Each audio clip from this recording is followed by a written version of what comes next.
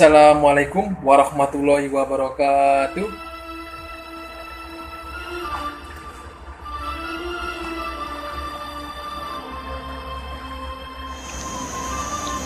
Bismillahirrahmanirrahim.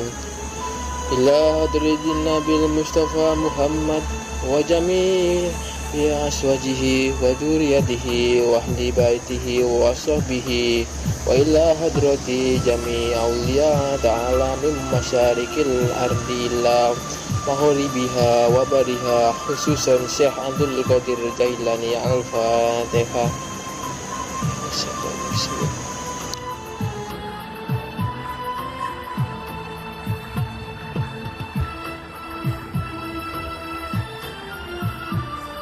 Bismillahirrahmanirrahim.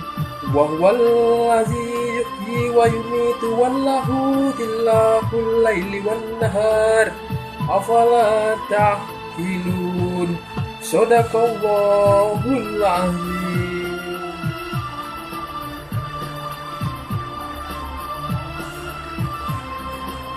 Artinya, dan dialah yang menghidupkan dan mematikan, dan dialah yang mengatur pergantian malam dan siang. Tidaklah kamu mengerti?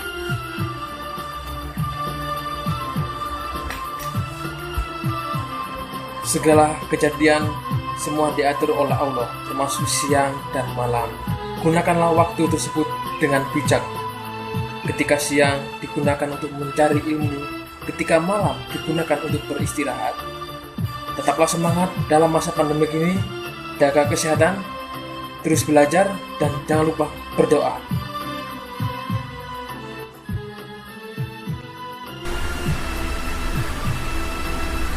Oke, kita kembali lagi dengan mata pelajaran Bahasa Indonesia. Sebelum dimulai, saya mau mengingatkan kepada kalian semua, kepada kita semua, di masa pandemi ini kita perlu untuk menjaga diri agar lebih fit dan agar dipermudah dalam melakukan aktivitas-aktivitasnya. Jangan lupa ketika di luar ruangan atau di luar rumah, gunakan pelindung wajah untuk melindungi wajah kalian.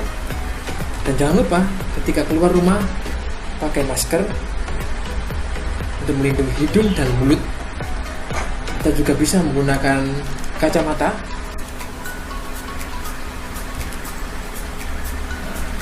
untuk melindungi paparan-paparan, dan jangan lupa bawa hand sanitizer dimanapun kalian berada, terutama ketika kalian mau memegang atau sesudah memegang alat-alat umum yang biasa digunakan banyak orang. Oke, lanjut saja. Hari ini kita materinya kelas 2, yaitu materi teks eksplanasi. Memperhatikan materi teks eksplanasi. Betul sekali. Apa itu teks eksplanasi? Nah, teks eksplanasi merupakan teks yang menerangkan atau menjelaskan mengenai proses atau fenomena. Proses apa? Fenomena apa? Fenomena alam maupun sosial. Nah, dari fenomena alam dan sosial tersebut kita terangkan, kita jelaskan apa saja yang ada, data-datanya juga kita menginformasikan. Itulah yang dimaksud dengan teks eksplanasi. Seperti itu ya. Mudah bukan? Apa teks eksplanasi? Ya, ini dia. Sangat mudah. Lanjut. Nah, kira-kira tujuan dari teks eksplanasi itu apa? Ada banyak sekali tujuannya. Salah satunya yaitu yang tertera di sini. Nah, yang pertama yaitu untuk menjelaskan. Menjelaskan apa? Menjelaskan fenomena yang terjadi, bisa fenomena alam maupun fenomena sosial. Ya, itu bisa fenomena alam dan sosial. Yang kedua apa? Yang kedua untuk menjelaskan sebab akibat suatu peristiwa.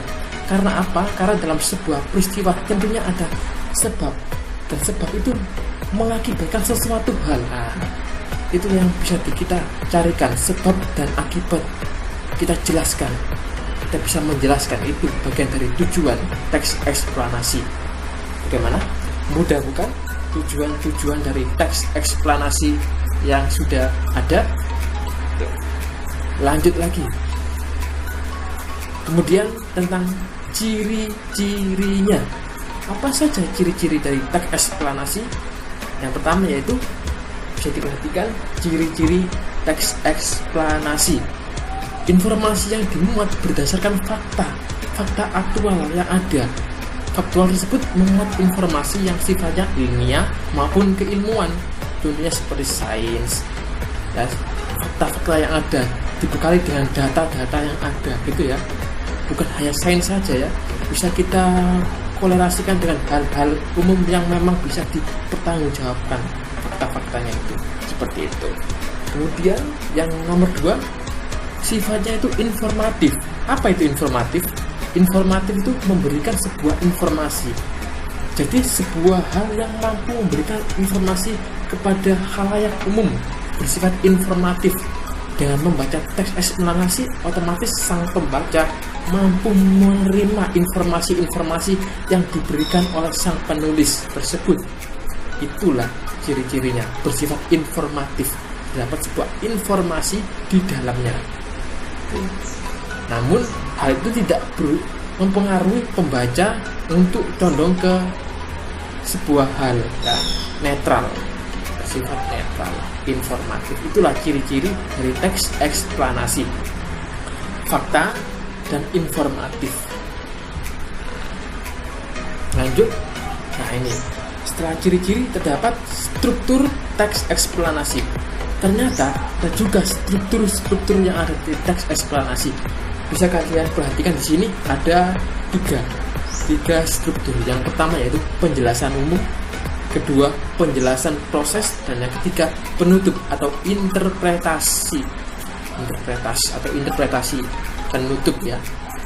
Penjelasan umum ini berisi sebuah keterangan singkat tentang topik yang akan dijelaskan. Biasanya penjelasan umum ada di atas paragraf di awal. Kemudian disusul di bawahnya dengan penjelasan proses. Terdapat sebuah proses-proses yang perlu dijelaskan dalam sebuah kejadian-kejadian yang ingin ditampilkan gitu ya. Mengapa fenomena tersebut bisa terjadi lah, itu dijelaskan proses-prosesnya. Itu biasanya di bawah, di tengah-tengah paragraf, inti beritanya ya, inti informasi. Dan yang terakhir strukturnya yaitu penutup atau interpretasi, dapat berupa tanggapan maupun simpulan dari apa yang telah ditulis sebelum-sebelumnya gitu ya. Dapat sebuah simpulan dari fenomena yang sebelumnya diangkat di paragraf pertama maupun kedua yang di atasnya, seperti itu. Penutup. Jadi ingat-ingat ya, strukturnya eksplanasi ada 3: penjelasan umum, penjelasan proses, dan penutup. Ada 3. Mudah bukan? Itulah struktur. Tadi pengertian, ciri-ciri, tujuan, struktur sudah.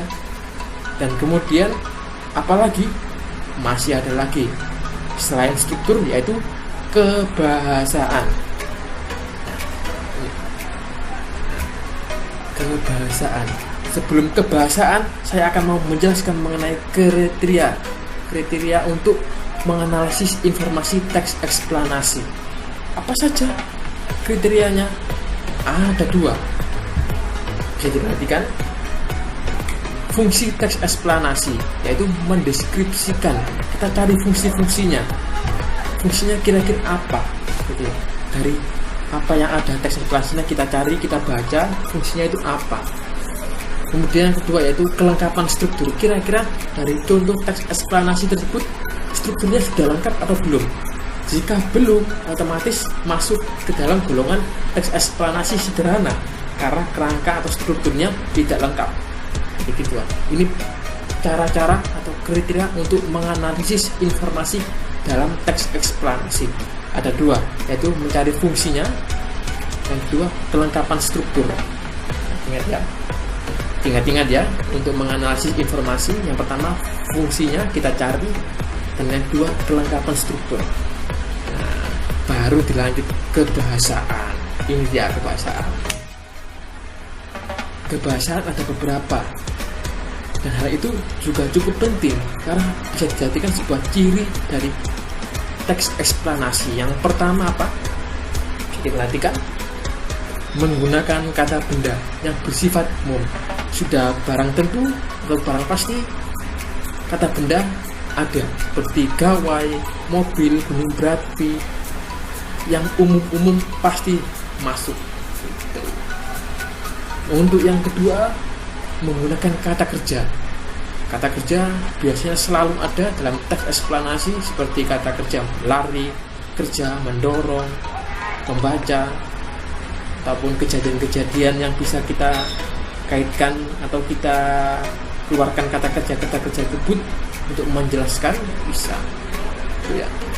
Untuk yang ketiga, bisa diperhatikan mampu menjawab pertanyaan mengapa, bagaimana dalam mengungkapkan proses, ya, mengapa dan bagaimana.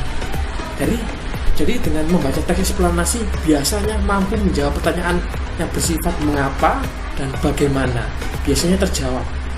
Itu merupakan contoh teks eksplanasi yang baik, yang mampu menjawab pertanyaan mengapa, bagaimana. Bisa dipahami kan?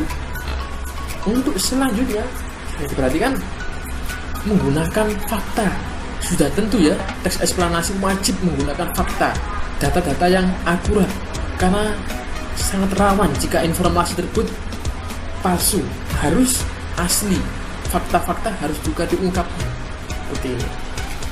Ini contoh ringannya, mobil dapat berjalan karena terdapat mesin di dalamnya.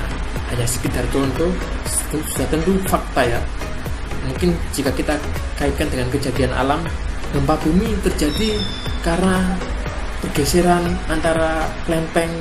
Nah, itu juga merupakan fakta-fakta. Nah, bisa dikaitkan-kaitkan.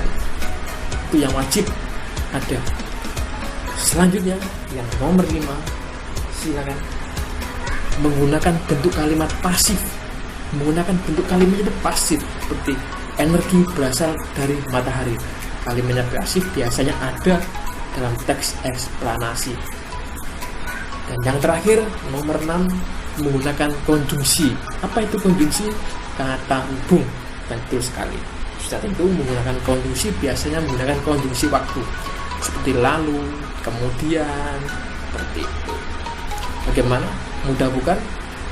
Kita tadi sudah mempelajari pengertiannya, tujuan, ciri-ciri, struktur, dan kebahasaan yang ada. Oke. Nah, sekarang waktunya kalian untuk mengetahui seberapa kalian menangkap informasi pembelajaran hari ini. Bisa diperhatikan. Nah, di sini terdapat link. Silakan buka link tersebut, langsung menuju ke Google Form dan kalian kerjakan soal-soal yang sudah diberikan, yang sudah tertera. Kalian jawab itu dan selamat mengerjakan. Ya. Oke. Sekian materinya, semoga dapat bermanfaat untuk kita semua dan barokah tentunya. Dan jangan lupa semangat terus dan jangan lupa untuk berdoa. Wassalamualaikum warahmatullahi wabarakatuh.